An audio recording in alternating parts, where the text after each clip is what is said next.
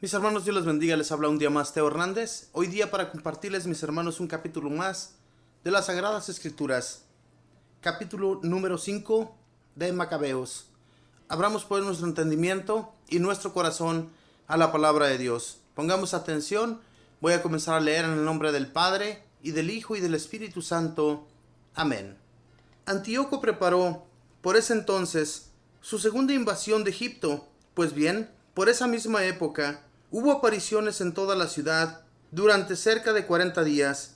Jinetes cuyos trajes estaban bordados en oro galopeaban por el cielo, tropas armadas desfilaban en formación, escuadrones montados se preparaban para la batalla, con ataques y cargas de una y otra parte, movimientos, escudos, bosques de lanzas, espadas desvainadas, flechas que volaban, armaduras de oro brillantes, con todo su esplendor, y corazas de todo tipo.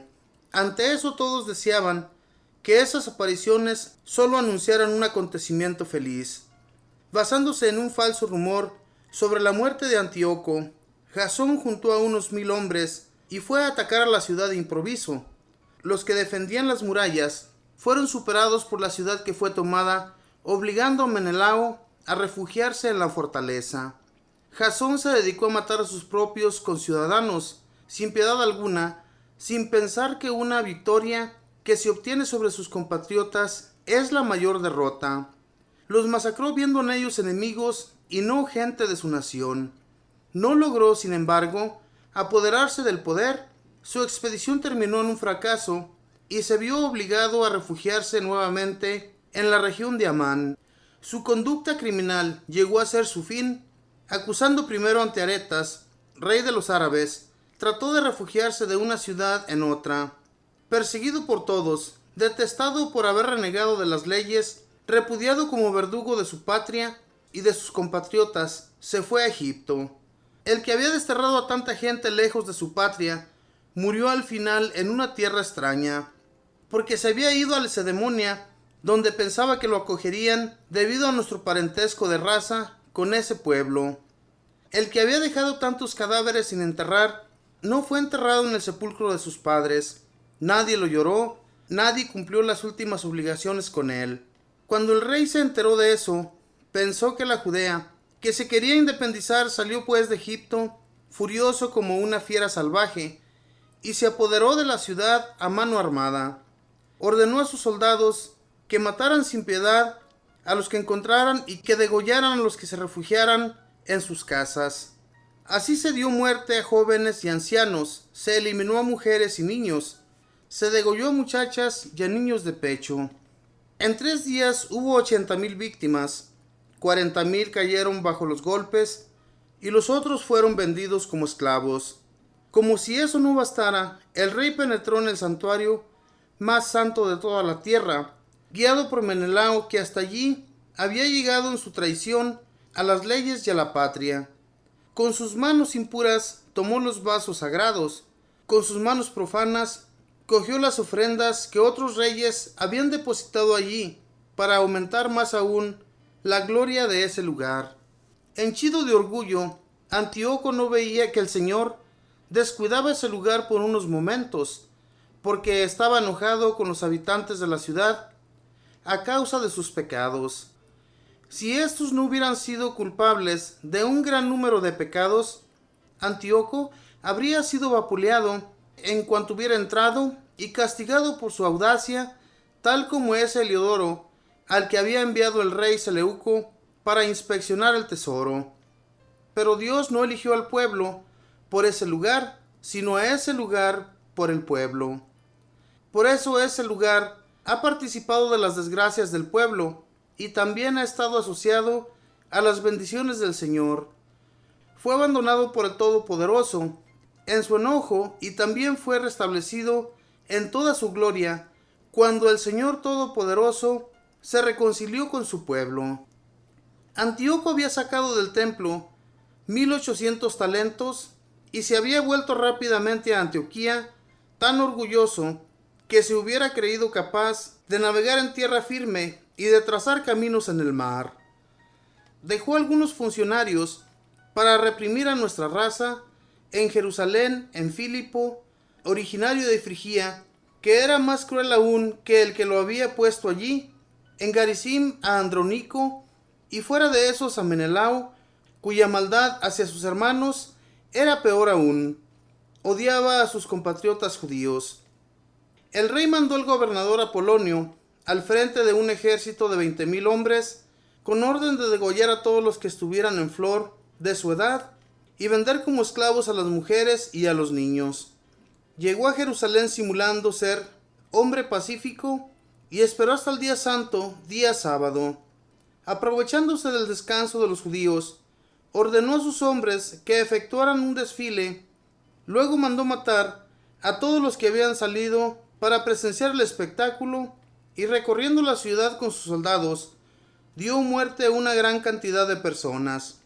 Fue entonces cuando Judas, apellidado Macabeo, se retiró al desierto con una decena de personas. Con sus compañeros vivía como fiera salvaje por los cerros, obligándose a un régimen vegetariano antes que volverse impuro.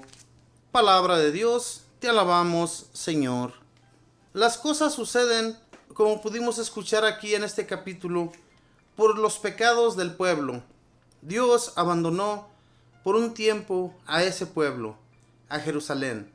Hermanos, lo que hagamos antes de que vayamos a cometer algún pecado, deberíamos de pensar y reflexionar un poco en que el Todopoderoso nos está viendo.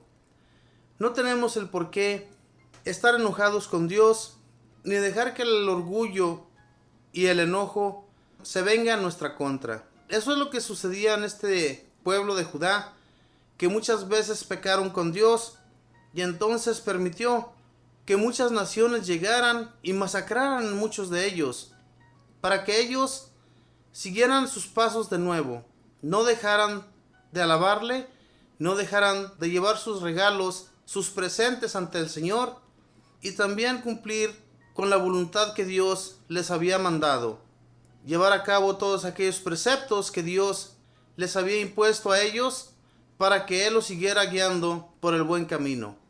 Pero esta gente se desviaba rápidamente y se olvidaba de Dios. Por eso, Dios permitía todas estas cosas.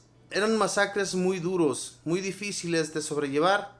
Entonces, todos estos reyes se creían tanto, se les hacía tan fácil llegar e invadir a Judá a cada que se les pegaba la gana. Cuando la nación se sentía en paz y querían independizarse, quería hacerse una nación solamente de ellos y que nadie más la ocupara, era muy difícil para ellos, porque no tenían muchos soldados, no tenían mucha gente que les ayudara a pelear en contra de esas naciones impias que llegaban a Judá y la invadían. Pero como les digo, mis hermanos, todo esto sucede por alejarnos de Dios, el alejamiento de Dios. Cuando nos alejamos de Él, vienen las consecuencias, y luego que ya están aquí, no encontramos la salida. Encontramos caminos difíciles de sobrellevar. Cuando vemos todas las consecuencias que nos vienen a la vida, no pensamos que fue Dios, sino que pensamos luego que fue por nuestro pecado.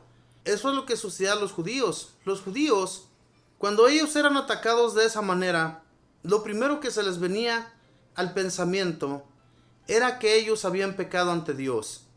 Pecamos ante Dios y por eso nos está yendo de esta manera. Entonces ellos comenzaban a llevar sus ofrendas, llevaban sus chivos, sus borregos, sus toros, y los sacrificaban ante Dios, pedían perdón de sus pecados, y entonces Dios los perdonaba a todo el pueblo, y entonces sí ya podían hacer frente a aquellas naciones. Pero mientras ellos no pudieran llevar a cabo todos esos preceptos, pues los iban a atacar. Por eso, este rey que llegó e invadió Judá un día sábado, lo hizo por esa causa, porque sabía bien que un día sábado ellos no iban a poder pelear, ya que Dios les tenía prohibido llevar a cabo cualquier cosa en día sábado. Entonces, estos se aprovechaban de eso para que no pelearan en su contra. Pero más tarde, mis hermanos, veremos en uno de los capítulos cómo estos hombres se defienden en un día sábado, porque se les viene a la mente de que no se van a dejar matar solamente porque es día sábado, le piden perdón a Dios y le piden a Dios que los ayude para poder hacer frente a aquellas naciones.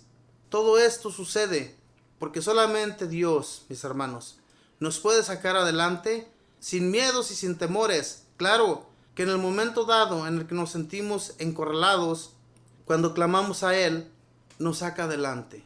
Nos saca adelante con su mano poderosa. No deja que nosotros vayamos a caer en las garras de aquellos que quieren hacernos daño. Porque Dios es así, mis hermanos. Pero nos olvidamos totalmente de Él. Y Él sabe cuando nuestro corazón está siendo sincero, cuando nuestro corazón sí en realidad le está hablando. Entonces Él actúa y nos ayuda. Pero al menos de que nosotros en realidad estemos abriendo el corazón. De lo contrario, no nos va a ayudar porque el Señor conoce que de nuestros labios está saliendo pura mentira. Hermanos, cuando hablemos con Dios, cuando hablemos a nuestro Señor, tratemos de dejar el pecado atrás. Tratemos de que ese pecado que cometemos continuamente, alejarlo lo más lejos posible. Que todo eso no nos vuelva a llegar a la mente, pero seguimos dándole consentimiento a ese pecado y entonces pues no vamos a recibir las ayudas de Dios. Dios quiere ayudarnos de todo corazón porque Él nos ama. Somos su creación. Pero si no buscamos porque Él nos perdone, entonces nos va a ir muy mal. Busquemos en el corazón de nuestro Señor. Abramos esa puerta para que Él nos escuche y nos ayude. De lo contrario, vamos a sufrir mucho en este mundo. Pidamos pues de Dios sus favores y que Dios nos bendiga, que Dios nos cuide y nos proteja. Que pasen un feliz día.